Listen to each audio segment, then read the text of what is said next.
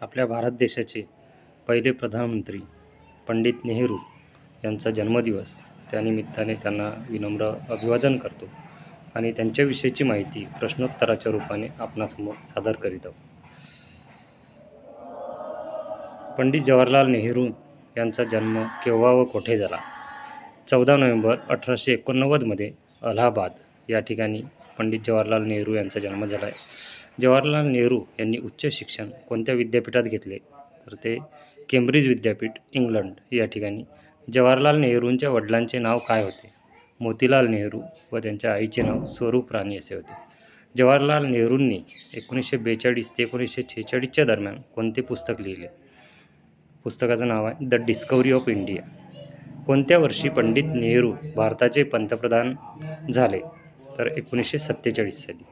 भारतीय मुलांनी जवाहरलाल नेहरूंना कोणती उपाधी दिली?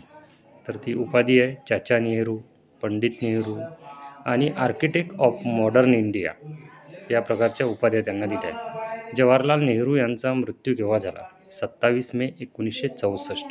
तोपर्यंत ते आपल्या भारताचे प्रधानमंत्री होते. जवाहरलाल नेहरूंनी त्यांची मुलगी इंदिरा गांधींना लिहिलेल्या पत्राचा संग्रह कोणत्या पुस्तकात आहे? तर त्या पुस्तकाचं नाव आहे वडिलांकडून त्यांच्या मुलीला पत्र, letter from a father to his daughter. नेहरूंच्या आर्थिक धोरणाचा मुख्य फोकस कोणता होता? तर तो होता औद्योगिकीकरण. पंडित नेहरूंचे घोषवाक्य कोणते? आराम हराम आहे. पंडित नेहरू नंतर भारताचे पंतप्रधान कोण झाले? लाल बहादूर शास्त्री. पहिली पंचवार्षिक योजना पंडित नेहरूंनी केव्हा सुरू केली? 1951. आणि त्या पंचवार्षिक योजनेचा कालावधी होता 1951 ते 56. कोणत्या आंदोलनामुळे जवाहरलाल नेहरूंना सर्वात जास्त काळ तुरुंगवास भोगावा लागला? तर तो भारत छोडो आंदोलनामुळे, जे 1942 झालं होतं. जवाहरलाल नेहरू शांतता आणि सहकार्यासाठी कोणत्या आंतरराष्ट्रीय चळवळीशी संबंधित होते? अलाइन चळवळीशी संबंधित होते. जवाहरलाल नेहरूंनी भारतातील पायाभूत सुविधा विकसित करण्यासाठी कोणत्या प्रकल्पाची सुरुवात केली?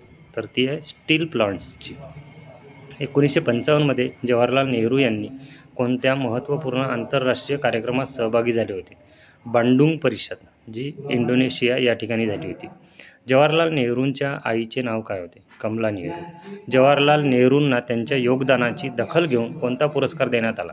तर तो मरणोत्तर भारतरत्न पुरस्कार देण्यात आला. नेहरूंच्या भारताचा शोध म्हणजे डिस्कव्हरी ऑफ इंडिया जे पुस्तक लिहिलं आहे, त्याचा प्रमुख विषय कोणता होता? तर तो विषय होता भारताचा इतिहास आणि संस्कृती. पंडित नेहरूंनी कोणत्या संस्थेची स्थापना केली? All India Institute of Medical Sciences, AIIMS. नेहरूंच्या कार्यकाळात बँकांचे राष्ट्रीयकरण होण्याचे प्राथमिक कारण काय होते? तर त्याचं कारण होतं आर्थिक विकासासाठी पत उपलब्धता सुनिश्चित करणे.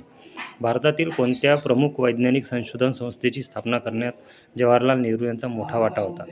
तर ती संस्था आहे भाभा अणुसंशोधन केंद्र, BARC, 1954. जवाहरलाल नेहरूंनी नियुक्त केलेले स्वतंत्र भारताचे पहिले गव्हर्नर जनरल कोण होते? तर ते होते लॉर्ड माउंटबॅटन. यांची स्वतंत्र भारताचे पहिले गव्हर्नर म्हणून नियुक्ती करण्यात आली होती. नेहरूंच्या कोणत्या धोरणाचा भारताच्या शैक्षणिक व्यवस्थेवर मोठा प्रभाव पडला? तर तांत्रिक शिक्षण आणि संस्थांना प्रोत्साहन यामध्ये त्यांचा मोठा प्रभाव पडला होता. भारतीय अर्थव्यवस्थेच्या विकासासाठी नेहरूंनी स्थापन केलेल्या संस्थेचे नाव काय होते? तर ते भारतीय नियोजन आयोग. आता त्याचं नाव प्रधानमंत्री मोदी यांनी बदलून ते नीती आयोग असं करण्यात आलं, ज्यामध्ये पंचवार्षिक योजनांची निर्मिती केली जाते. जवाहरलाल नेहरूंनी त्यांच्या सुरुवातीच्या राजकीय जीवनात खालीलपैकी कोणत्या चळवळीत भाग घेतला होता? तर ती होती सविनय कायदेभंग, महात्मा गांधीजींच्या नेतृत्वात.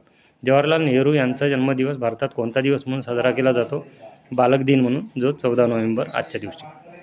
नेहरूंनी स्वातंत्र्यानंतर भारताच्या आणि बाह्य सुरक्षेच्या प्रश्नांना सामोरे जाण्यासाठी तयार केलेल्या धोरणाचे नाव काय होते?